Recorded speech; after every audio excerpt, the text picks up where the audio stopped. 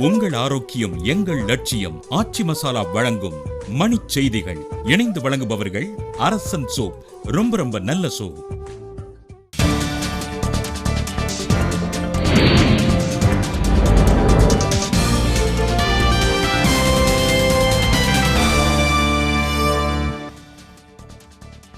சட்டப்பேரவை உறுப்பினர்களுக்கான ஊதியத்தை 1,05,000 ரூபாயாக உயர்த்தியது தமிழக அரசு.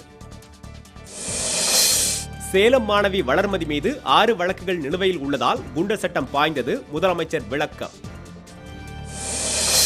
சட்டவிரோத பண பரிமாற்ற வழக்கில் சேகர் ரெட்டியின் நிபந்தனை பிணையை தளர்த்தியது சென்னை உயர்நீதிமன்றம்.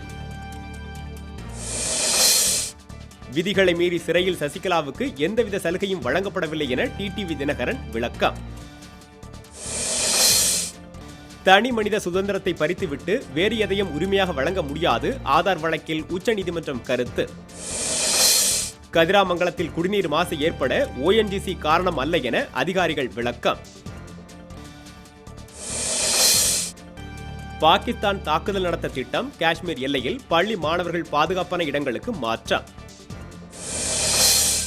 அரசை விமர்சிக்கும் நடிகர் கமலஹாசனின் சமுதாய உணர்வு கடந்த ஆண்டு வரை எங்கே போனது என தமிழிசை கேள்வி.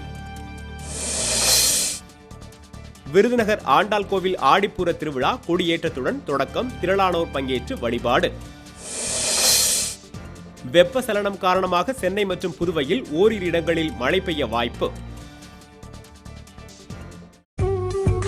உங்கள் ஆரோக்கியம் எங்கள் லட்சியம். ஆச்சி மசாலா வழங்கிய மணிச் செய்திகள்.